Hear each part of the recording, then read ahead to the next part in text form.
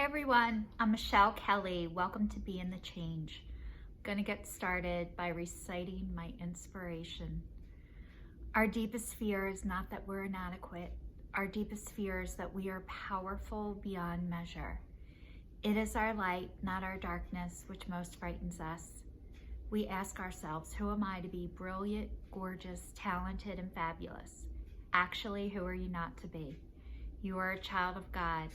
Your playing small does not serve the world. There is nothing enlightened about shrinking so that other people will not feel insecure around you. We are all meant to shine as children do. We were born to make manifest the glory of God that is within us. It is not just in some of us, it is in everyone. And as we let our own light shine, we unconsciously give others permission to do the same. As we are liberated from our own fear, our presence automatically liberates others. Marianne Williamson. I'd like to say welcome to everybody who's been following me on this journey, and thank you. And welcome to everybody who's watching me for the first time, and thank you.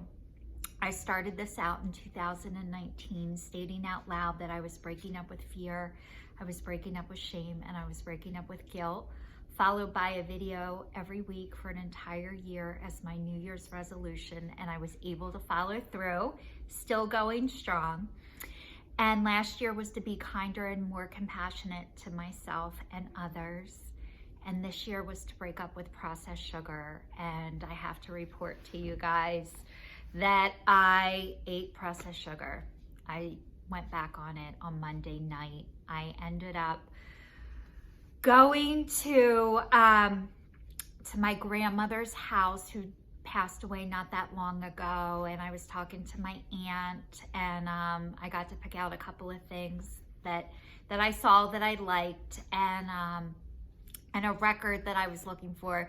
My grandfather always used to play this song, Shaving Cream by Benny Bell, and I got the record, and there was another song he always used to play, and we couldn't find the record, but it was a great day. And on the way home, I stopped at Chickies and Pete's, which is in Pennsylvania, and I ordered an order of fries, and they usually give you dipping sauces and put them on the side. And the dipping sauce for the one fries is like cinnamon sugar, and I didn't tell them not to give it to me, and here the lid wasn't on all the way, and it dumped on some of the fries, and I ate them in the car in the dark, and it was so good. So good. And then I stopped at McDonald's and got my soft serve because I was craving that for the whole year.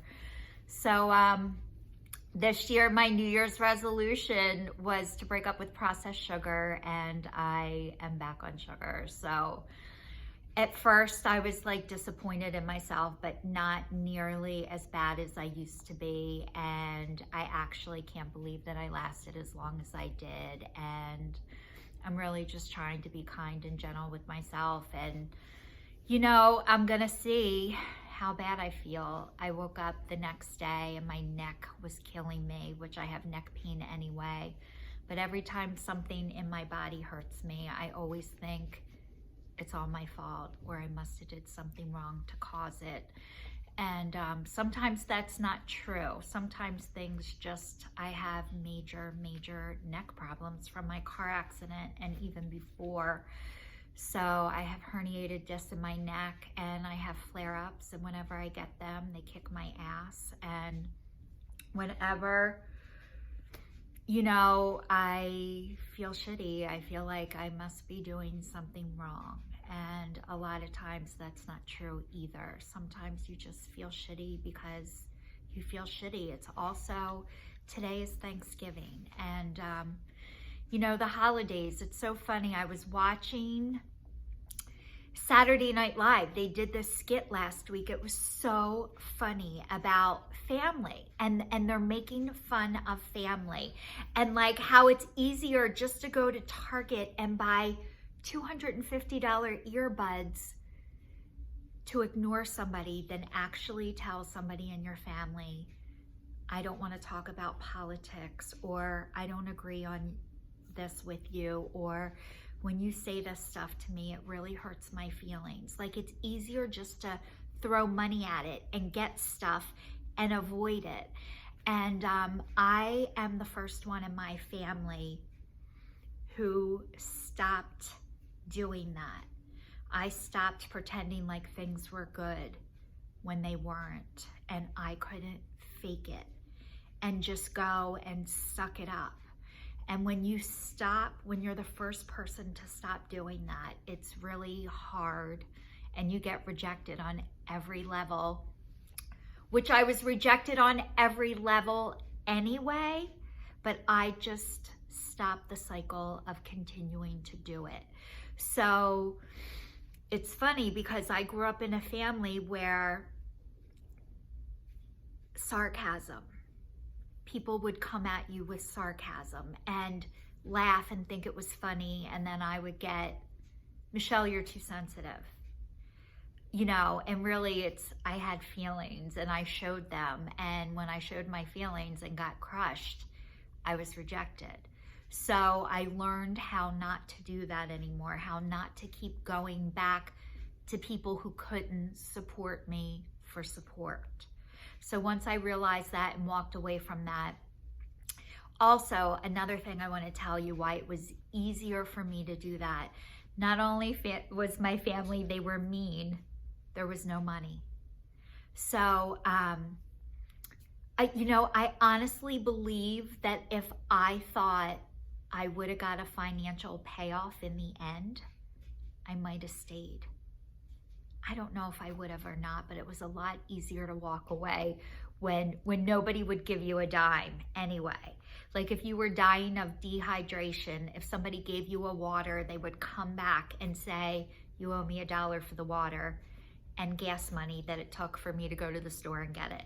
So it was easy to walk away from that. If there was money there, would I have stayed? I don't know. I would love to say no, but I don't know. I think if I thought, I've seen a lot of families and they throw money at it and hope it goes away. And my family didn't throw money at it. They wouldn't give you anything, so it was a lot easier. But what I ended up doing as a result of not being able to participate in pretending like things were good when they weren't, I couldn't keep the lie up. I couldn't keep the facade going. So what I positioned myself is a buffer. I got invited to other families. And I was a deflection in someone else's family, that their family wasn't fucked up because they had Michelle, who is the light and the fun and the laughter. And I could be myself in other families, just not in my own. So once I realized I was other people's buffers, that doesn't feel good either. Because it was like I was using them and they were using me too. And I don't want to use anybody anymore, and I don't want to be used. But as soon as you realize you're not willing to be used anymore, people reject that and it gets lonely. So just so you know, this whole Saturday Night Live, I don't stay up for them, but the skits are on YouTube. And it was like, you pay for the football and like the angry uncle plows into you. So not only does the angry uncle plow into you, you bought the football that made him do it. Like, no, thank you. So you guys, if Thanksgiving and Christmas are hard days for you and your family, me too. But I'm not willing to participate in things that aren't good for me anymore. And when I do that, things shift and things change. And I think COVID changed things for a lot of people. So, but now I can speak up and I can say what's not right for me. I keep thinking, how would I feel if when I talk to somebody put earbuds in to ignore me? Like, what would that feel like? Instead of just saying, I don't agree with that, or I don't believe in that, or could we please talk about something else, rather than just shutting people down and thinking it's funny. It's not funny, it's sad. So I just want to let you know, if you guys end up with an emotional hangover tomorrow from putting yourself in a position with being with people that you can't be yourself in fear of you're going to upset Aunt Judy or Aunt Margaret, or they were upset anyway, and they're going to stay upset, and they're going to find a reason to stay upset, and it has nothing to do with you. So I'm wishing you all the happiest of Thanksgiving, sending you lots of love. Thank you so much for watching, and I will see you all next week, so stay tuned.